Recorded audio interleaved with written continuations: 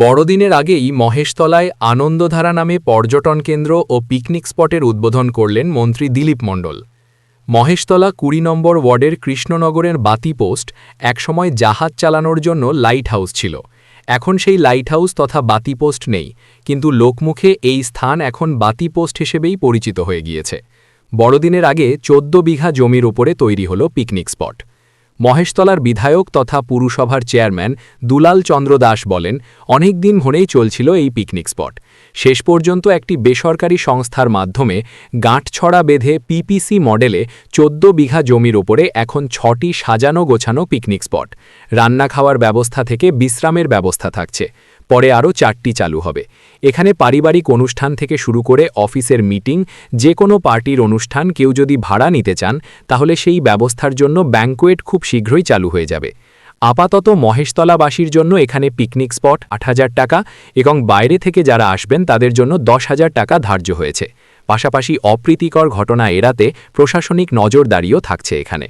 শুভ উদ্বোধন অনুষ্ঠানে উপস্থিত ছিলেন রাজ্য সরকারের পরিবহন দপ্তরের মন্ত্রী দিলীপ মণ্ডল, মহেশতলার বিধায়ক তথা চেয়ারম্যান দুলাল চন্দ্র দাস, মেটিয়াব্রুজ বিধানসভার বিধায়ক আব্দুল খালেক মোল্লা, বেহালার পূর্বের বিধায়ক রত্না চ্যাটার্জি, মহেশতলার উপপৌরপ্রধান আবু তালেব মোল্লা সহ মহেশতলা পৌরসভার একাধিক ওয়ার্ডের কাউন্সিলর ও বিশিষ্ট ব্যক্তিগণেরা।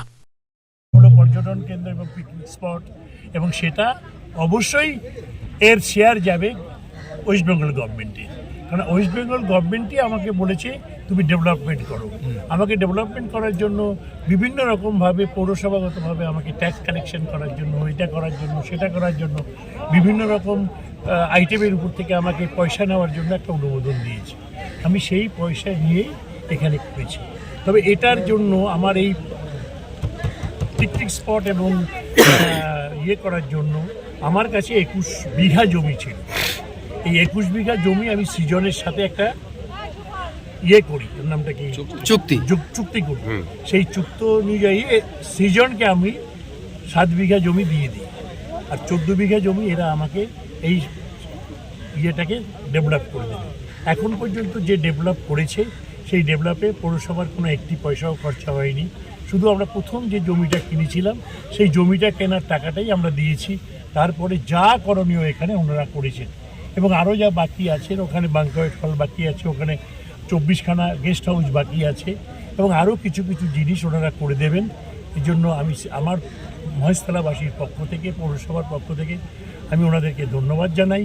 আমি এবং রাজীববাবু বিশেষ করে এই সঙ্গে ছিলেন, ওনার সাথেই কথা হয়েছে, সঙ্গে ছিলেন রাধেশ্যামবাবু, শ্যামবাবু এবং ওনাদের সৃজনের বিভিন্ন ডাইরেক্টরগণ, তারা ছিলেন। তারা পিকনিক স্পটে কী কী থাকছে তাই আছে বলছি, 10টা গ্রুপ এসে এখানে পিকনিক একসাথে করতে পারবে।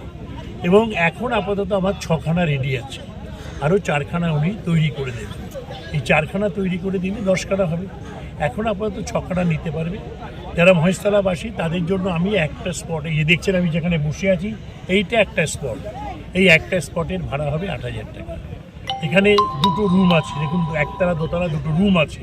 এই 2টো রুমে 2টো বাথরুম আছে, ঠিক আছে, নিচে একটা আছে, উপরে একটা আছে, হ্যাঁ, রান্নাঘর আছে, ডাইনিং স্পেস আছে। এইটুকু ঘরের ভেতরে করতে পারবে, বাইরে এখানে ইচ্ছে করলে।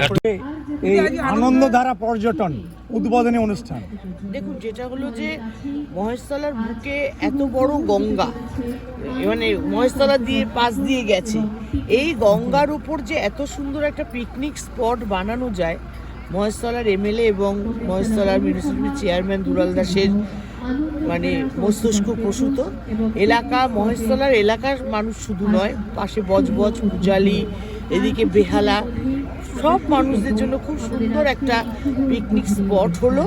এবং আমি বিশ্বাস করি যে, এবং স্পটটা এত সুন্দর, গঙ্গার ধারে বহু মানুষ এখানে পিকনিক করতে আসবে, এবং মহেশতলা পৌরসভা এখান থেকে বড় একটা, মহেশতলা পৌরসভার ইনকাম বেড়ে গেল, এবং সেটা একমাত্র সম্ভব দুলাল দাসের পক্ষেই।